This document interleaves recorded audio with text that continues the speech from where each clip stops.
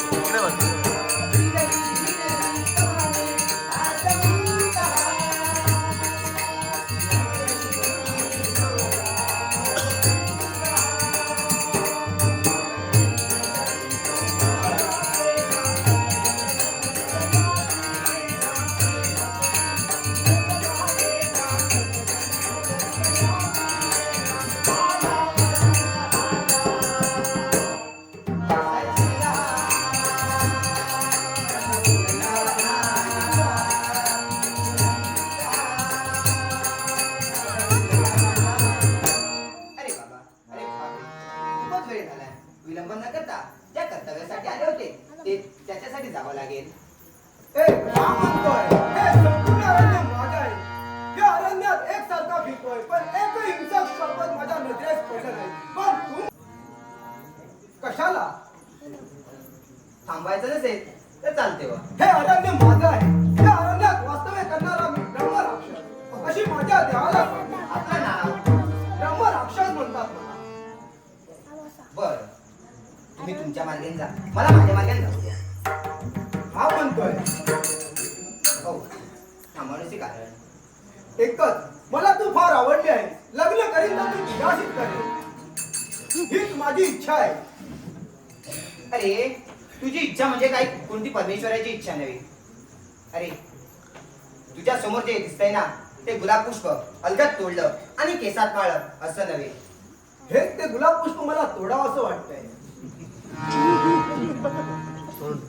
तू मला फार आवडलंय. मी लग्न करीन तर मी तुझ्याशीच करेन. हे ब्रह्मराक्षसा,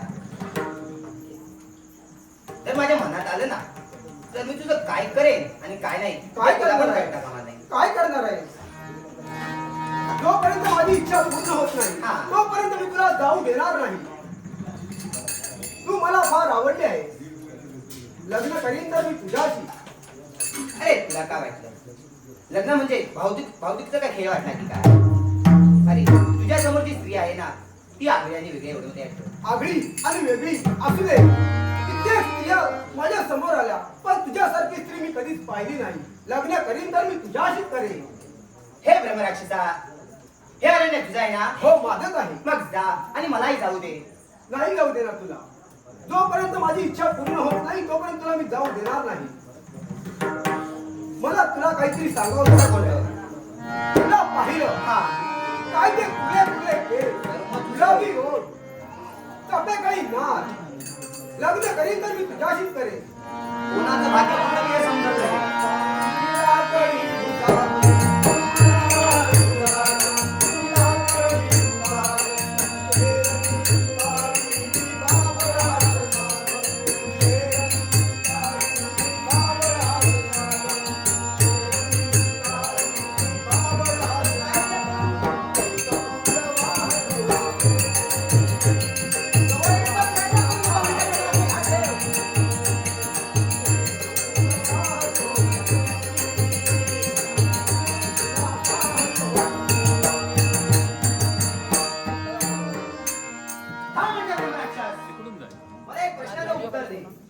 ससा कोण?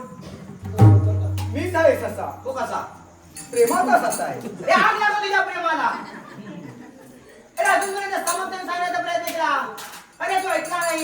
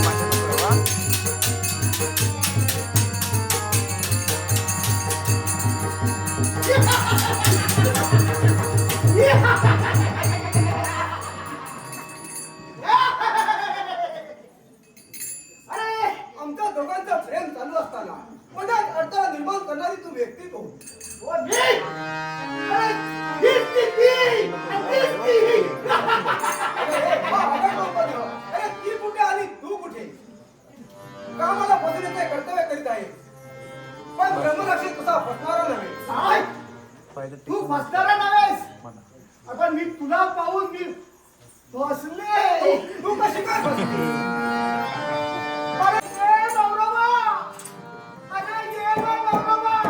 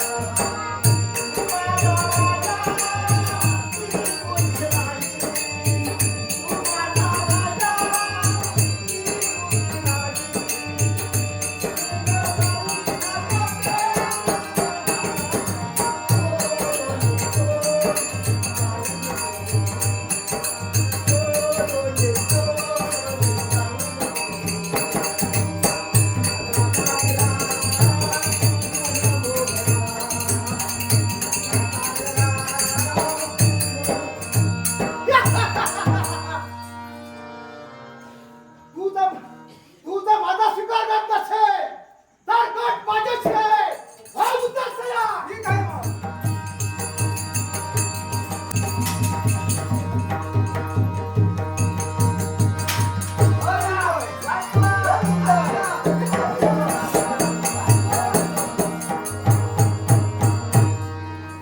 हे वनाचार क्षणिक सुखाच्या अनिवार्य लालसेने हे राक्षसी जीवन तू उपभोगतोयस माझं जनजीवन तू विस्कळीत केलंस म्हणून हा राजा हर्षवर्धन तुझा प्रतिवादी म्हणून आज तुझ्या समोर उभा आहे लक्षात ठेव आमच्या दोघांचं प्रेम चालू असताना मध्ये अडथळा निर्माण करणारी व्यक्ती तू अरे आग लागो तुझ्या प्रेमाला ससा फुटला.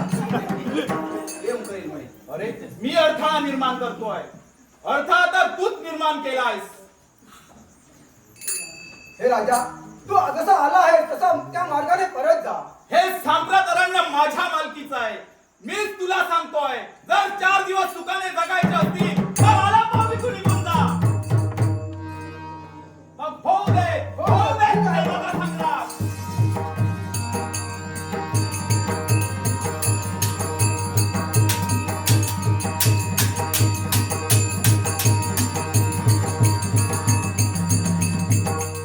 त्या लालसेने हे राक्षसी जीवन तू उपभोगतोयस माझं जनजीवन तू विस्कळीत केलंस म्हणून हा राजा हर्षवर्धन तुझा प्रतिवादी म्हणून आज तुझ्या समोर उभा आहे लक्षात ठेव आमच्या दोघांचं प्रेम चालू असताना मध्ये अडथळा निर्माण कर अहो मेला तो मारलं मी त्याला मग आता रडण्याचं कारण काय मी तुमचे खूप आभारी आहे हो.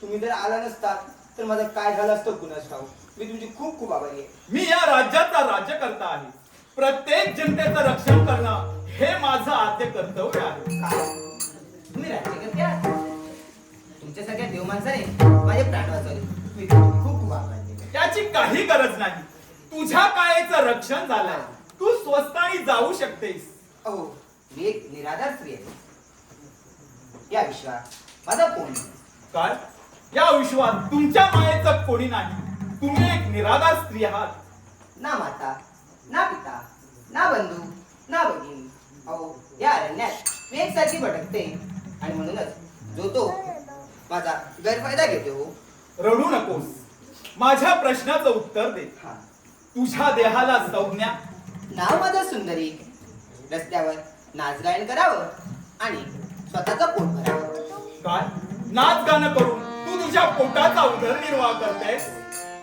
अहो मी एक निराधार स्त्री आहे या जगात तुझ्या मायेचं कोणी वसंत नाचुरे प्रीतीच्या फुलांनी वसंत नाचुरे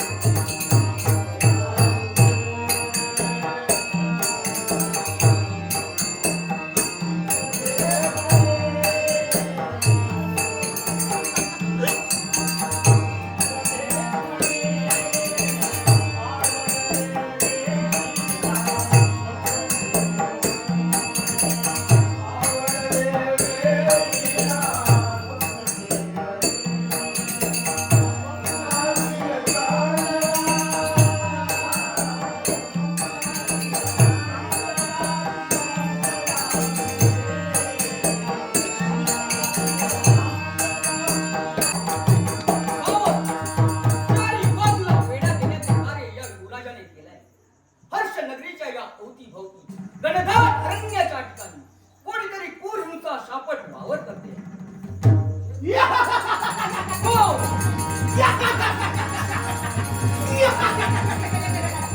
होय.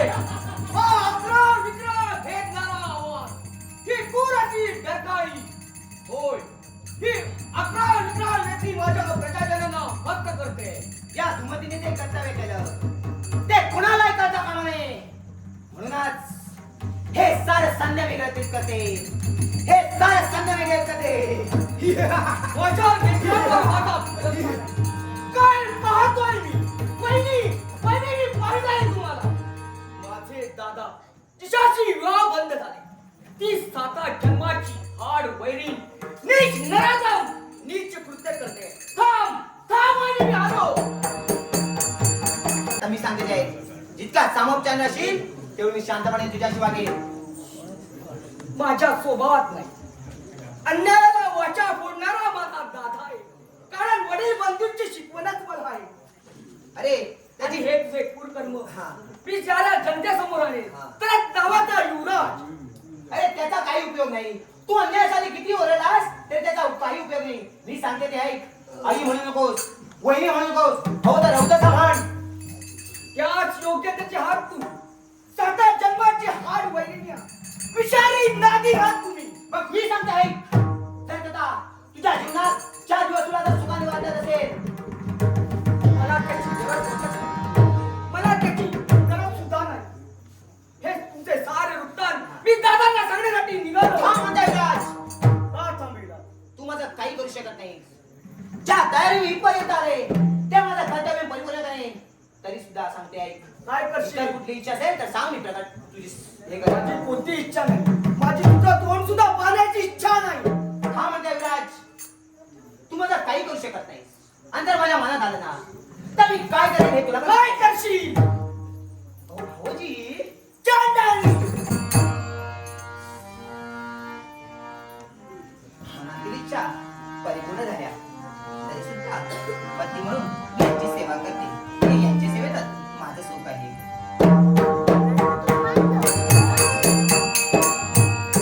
युवराजांचा आवाज आपल्या राहत्या माळीला. आत येऊ का? या स्वागत आहे आपलं. आपण आलात. बरं वाटलं. बोलूनच आलो. आम्हाला पण बरं वाटलं. म्हणून नाही, माझ्या प्रश्नाचं उत्तर मिळावं याकरता मी इथपर्यंत आलो. आणि त्या प्रश्नाचं उत्तर तुमच्या कर्मी मला हवंय. अहो देईन ना.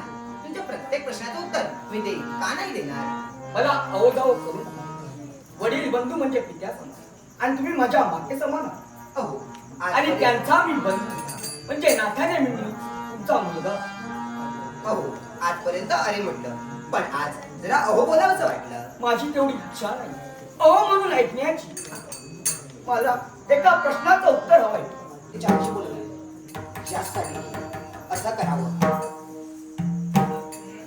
राजा तुम्ही कुठे गेलात?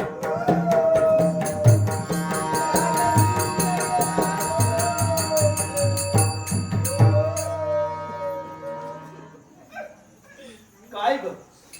काय झालं? अशी का रडतेस? जीवाचा असा आकांत तांडव का करतेस? सांगते. काय सांगतेस? नाही दादाने सांगते हो. नाही सांगितलं तर तुम्हाला कसं कळेल? रडून तरी माझा काय उपयोग? अगं रडू नकोस. काय घडलाय ते सांग लवकर. अहो माझ्या जीवनात ना आज महाभयंकर प्रसंग घडला हो. त्याची मी कधी कल्पना सुद्धा केली नव्हती. महाभयंकर असा काय प्रसंग घडलाय? मी या रात्रीच्या वेळी तुम्हाला येण्यास विलंब झाला. म्हणून तुमच्या आठवणीने मी उत्तीर्ण होत होते. एवढ्यात एक परपुरुष महादेच्या दरवाजापर्यंत आला आणि म्हणाला, राणे साहेब आत येऊ का? आणि तो आवाज मला ओळखीचा आला हो. काय? तुझ्या महालाच्या दारावर परपुरुष कोण होता? अहो, त्याला मी सांगितलं, माझ्या युवराजच्या बाबतीत माझा युवराज असा वाह्यात कधीच वागणार नाहीये, लक्षात ठेव. अहो, तुम्ही किती ओढ्या केला तर हे सत्य आहे स्वामी. मी तुमची भारी आहे म्हणून अजूनही सांगते, हे सत्य आणि सत्य आहे. माझ्या घराण्यावर कोणी आरोप घेता कामा नये. जर का माझ्या घराण्यावर कोणी आरोप घेतला तर तो मी कदापि सहन करणार नाही. माझा युवराज असा वागला, त्याने तुला येऊन मिठी मारली आणि मी नसताना तुझ्या महालात त्याने प्रवेश केला. होय. मग नाण्याच्या दोन बाजू असतात आणि तुझी बाजू पण कदाचित मला जाणून घेतली पाहिजे. मग मला सांग, तुम्ही असं असेल तर तुम्हाला माझं खोटं वाटत असेल तर युवराजांना बोला आणि हा भारत दरबारात न्याय करा म्हणून सांगते. ज्याला मी घडवलं, हा. ज्याला मी वाढवलं, या समाजात चांगलं काय वाईट काय याचे धडे मी ज्याला दिले आणि माझ्या पश्चात या राज्याचा राज्यकर्ता म्हणून ज्याच्याकडे पाहिलं जातंय, आज तोच हीन मार्गाने आपली पावलं वळवतोय. कोण जी स्त्री, जगात असणारी अशी स्त्री की स्वतः त्याला यायला सांगा. तुमच्या बंधुराजाला आशीर्वाद द्या. ओट ओट म्हणतोय, उभा राहते. आशीर्वाद न देता लट्ट प्रहार केला याचं कारण नाही मला कळलं. युवराज, प्रश्न विचारायचे नाहीत. वास्तवात जे घडलंय ते मूर्तिमंत परिपूर्ण सत्य आहे. यावेळी इकडे पहा. ही तुझी कोण, भले ही तुझी कोणी असू दे, पण यावेळी ती फिर्यादी आहे, तू आरोपी आहे आणि मी न्यायाधीश आहे, लक्षात ठेव. आणि म्हणूनच तुम्हाला जे विचारीन तेवढंच तुम्ही बोलायचं. विचारलेल्या प्रश्नाचं उत्तर मी नक्कीच देईन. मी जेवढं तुला विचारीन तेवढंच बोलायचं. ही तुझी कोण, सांगायला लाज वाटते. तुला काय वाटतंय विचारलं नाही, मी फक्त नातं विचारतोय. तरी सुद्धा तू विचारलात म्हणून मी सांगतोय ना, ती माझी धर्मपत्नी, या नात्याने माझी बहिणी. कुणा समान? तिचे मी तुला लायकी विचारली नाही. तरी सुद्धा सांगतो, तुमची पत्नी या म्हणजे नात्याने माझी बहिणी, मला आई समान, मग ज्येष्ठ बंधू कुणा समान? अर्थात त्या समान. मग ज्येष्ठ बंधू पित्या समान, मग ज्येष्ठ बंधूची गृहलक्ष्मी माते समान. मग माझ्या प्रश्नाचं उत्तर दे. या मंदिरी येण्यापूर्वी म्हणजेच काही क्षणापूर्वी तू या मंदिरी आला होतास? होय, आलो होतो. पण दादा, प्रश्न विचारायचे नाही, तू आला होतास आणि तो कशासाठी? दादा, दिलेली जबाबदारी पार पडत असताना, चतुरंग सेनासहित संपूर्ण राज्यात फेरफटका मारत असताना, जे कुरकर्म करणारी व्यक्ती कोणी का असू द्या, माझ्या पराक्रमाच्या जोरावर तिला शासन घडवू शकलो असेल तर ठीक, अन्यथा तिच्या मुसक्या बांधून तुमच्या चरणापर्यंत आणावे हेच माझे कर्तव्य. जरा थांब. दुमती, इकडे बघ. माणसाचे ओठ फसवे असतात, माणसाचे डोळे नाही. मला तुझ्या डोळ्यात बघून न्याय करायचा आहे. असा पदराड चेहरा लपवू नकोस. माणसाचे डोळे बोलके असतात, मला चांगलाच अनुभव आहे. आणि युवराज, मी तुला काय जबाबदारी दिली होती? नीच कृत्य करणारी व्यक्ती कोणी का काय? एकच. दादा, तुम्ही मला सांगा, मी तुम्हाला प्रश्न विचारत नाही, पण माझ्या शंकेचे निरसन करा. आरोपीला बोलण्याची मुभा असते, बोल तू. दादा, मला सांगा, कुंपणाने जर का शेत खाल्लं असेल तर न्याय कोणाकडे मागा? कुऱ्हाडीचा दांडा का गोतास काय ठरला असेल तर जग त्याला काय देईल? आणि दादा, रक्षकच का भक्षक बनला असेल तर साऱ्या जनतेने काय करावं? काय बोलला तो? तो काही बोलला मला काही कळलं नाही. तो काय म्हणाला ते मला सांग. मी तुमच्या डोळ्यात पाहते आणि न्याय तर तुम्ही करता. तो काय म्हणाला सांग. रक्षकच भक्षक ठरला तर, कुंपणाला शेत खाल्लं तर याचं गांभीर्य काय? एकच दादा, एकच पार पाडत होतो आणि माझ्या निदर्शनात ती खूर पेरणारी व्यक्ती दुसरी तिसरी कोणी नसून या राज्याची महाराणी तुमची धर्मपत्नी. अरे चूप आहे. काय या जीवाभावना जीवावर आरोप करतोयस? दादा, काय करा, काय सांगावं तुला? थांब. ही बायको माझी आहे. जाणतोय मी, पण बसलात तुम्ही. दादा, या लवदेशची विवाह करण्यापेक्षा दुसऱ्या स्त्रीशी विवाह केला असता तर तिला कुणाला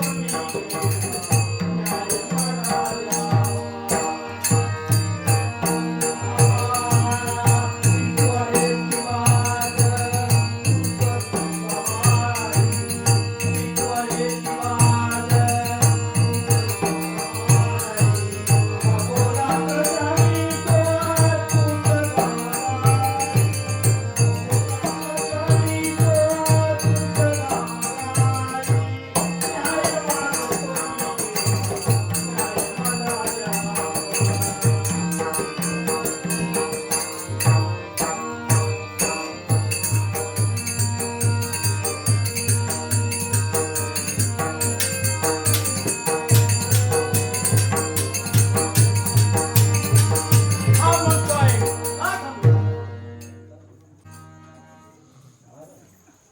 महाराणी, हा आज एकसारखा आपण हास्य कल्लोळ करताय. विजय, कारण जे कर्तव्य परिपूर्ण करण्यासाठी आले होते ते कर्तव्य आज माझं परिपूर्ण झालंय. याच्या मुळाशी कारण कारण काय? एकच, तुमच्या आयुष्याची राख रांगोळी करणं. कोण आहेस तू? कोण आहेस तू आमच्या आयुष्याची राख रांगोळी करणारी? माता गुणाची विराटी धुमती असे म्हणतात मला.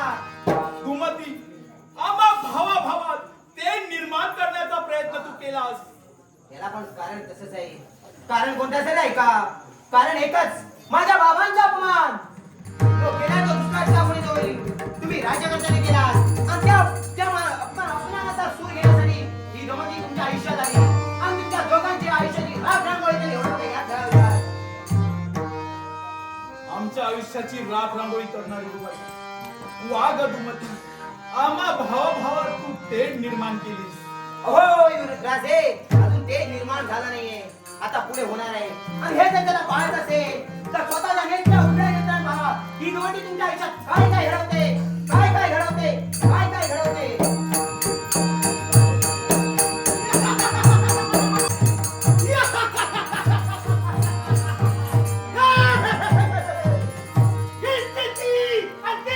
अरे बापरे, काय हा अकराळ विक्राळ देह.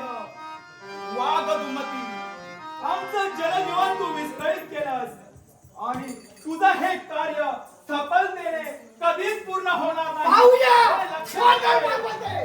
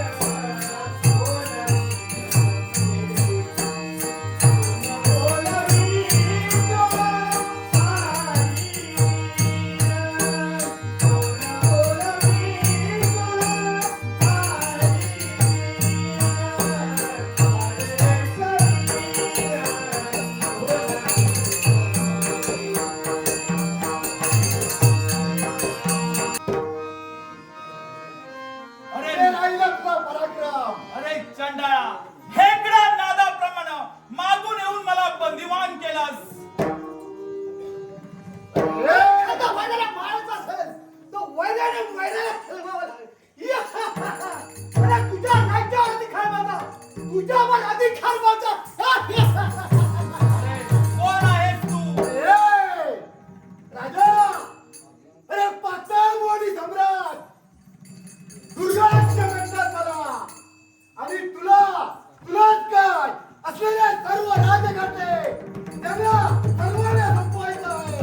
बाबा चला रे, चला. अरे दादा, आम्हा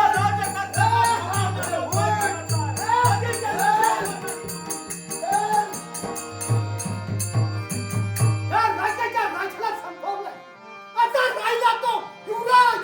त्याचाही शेवट आहे.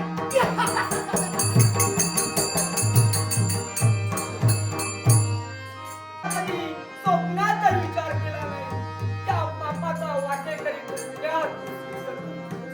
वैरावर सुद्धा असा महाभयंकर प्रसंग येऊ देऊ नको. असा प्रसंग तू माझ्यावर उद्भवला. नाही नाही देवा, असा वैरावर सुद्धा प्रसंग येऊ देऊ.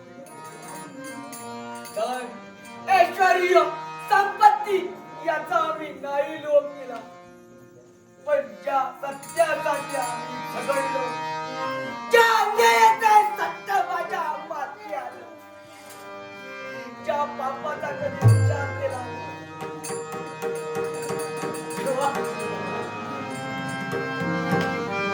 अशा या माझ्या जगण्याला काय अर्थ?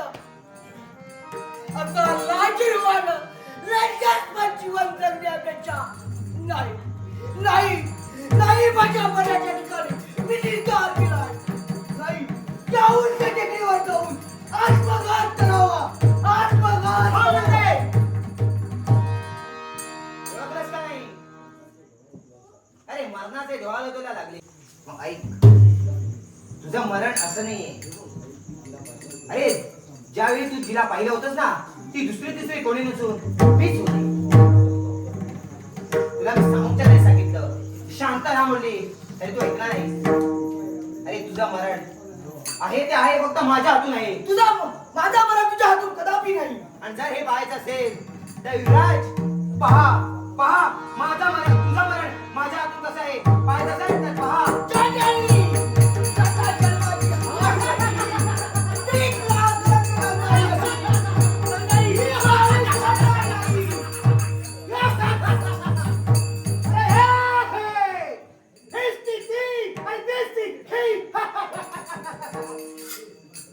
चांडाळी, मी तुला आता सोडणार नाही. पाहू दे.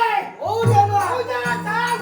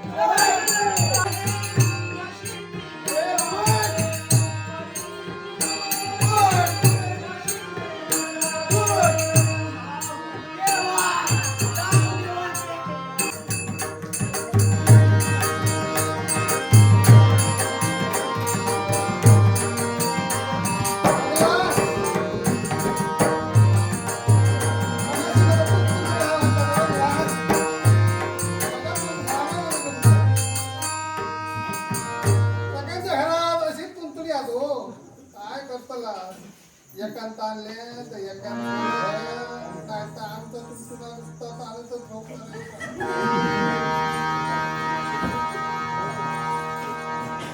होय नाही तर होय नाही सकाळू नको सकाळू नको लाथ मारता काय आणि उड्या मारता का या बघा बघला यांना जागू दादा काय आता भांगाय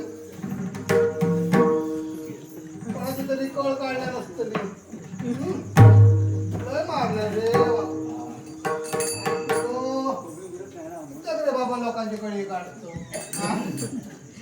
माझी माता झेपणार नाही आणि तू हय काय करतो काय हे केलं कोण बोलणार नाही काय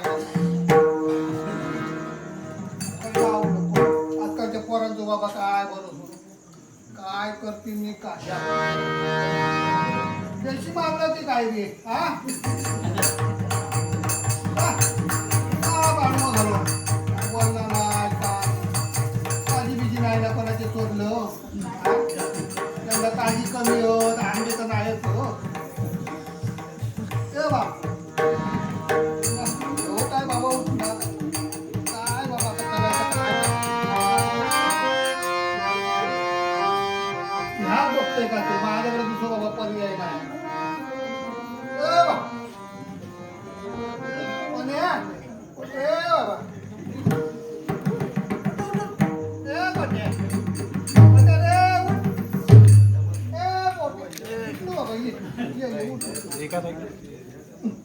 किती बाबा लोकांची कळी काढतो काय केलंस काय छळ केलाय माझा मग त्या चांडाळीने माझा छळ केलाय उगी उगी म्हणा दिले आणि राजव करून दिली गोटे घाऊन घाऊन ह्या पाड काय ते गोटे वाजवतोय चार माणसाची लांब बोलतो पार पोटाचा शाप करून टाकले मला बाग आली तुमचे गट्टे वाचून माझ्याकडे दुसरं पर्याय नाही रे बाबा आता कसं उठू सांग एकच होतो माझ्याकडे पर्याय हे काय गोटी नको मला माझ्या मार्गावर घेऊन चला फक्त रे मार्ग शकतो व्यवस्थित नाही ना करलो घाबरा नको मला सगळे मार्ग माहिती कोण मारले तर मी नंतर बघते त्या का पण आता तू माझ्या मागणं ये कुठं नको ना घेऊ चला मी येतो तू का उचललो मागा पण उचलता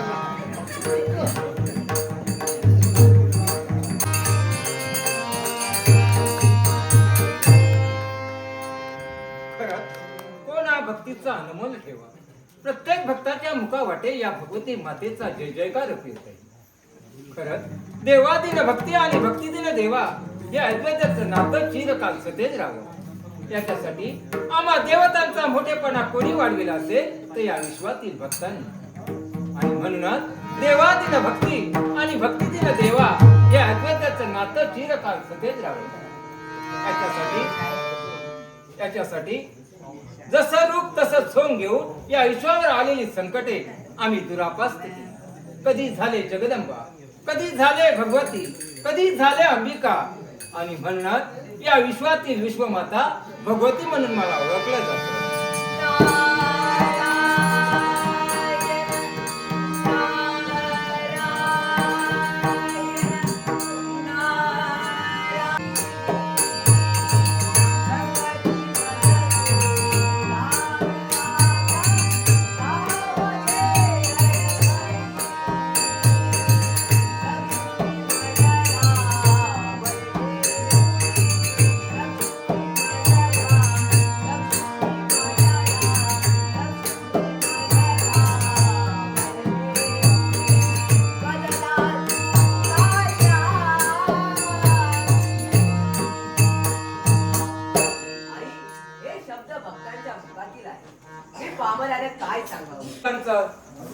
संकटापासून मुक्त करणं आम्हा देवतांचं कर्तव्य आहे आई त्या असुरी शक्तीचा विनाश व्हायला हवा भक्तांचं रक्षण व्हायला हवं. भक्तांचं रक्षण होणारच. आई तुझा निश्चिम भक्त हर्षवर्धन नगरीचा राजा हर्षवर्धन ज्याने आतापर्यंत एकनिष्ठतेने भक्ती केली, ज्याने आम्हाला पूजिलं, असा जर भक्त कामाचा संकटात असेल तर मग विलंब कशाला?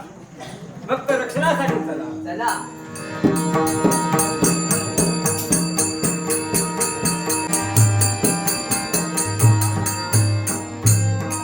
काय ही माझी अवस्था झाली. त्या चांडाळाने ना माझं जीवन अगदी विस्कळीत करून टाकलंय देवा, विस्कळीत करून टाकलंय.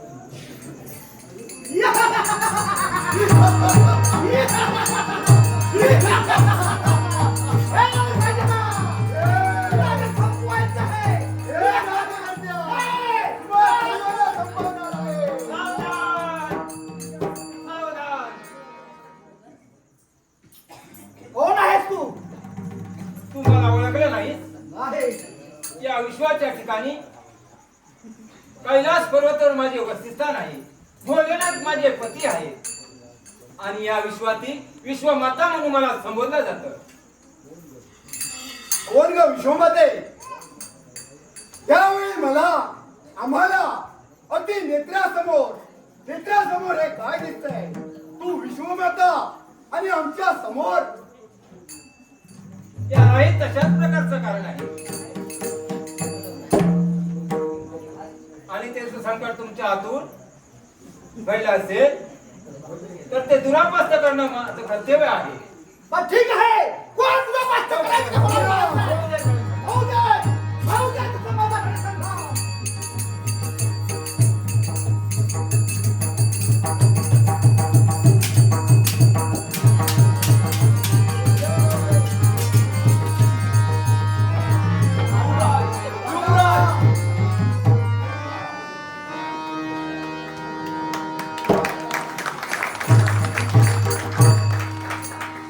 क्षमा कर रे मला, दुसऱ्यावर विश्वास ठेवून मी तुला हद्दपार केलं.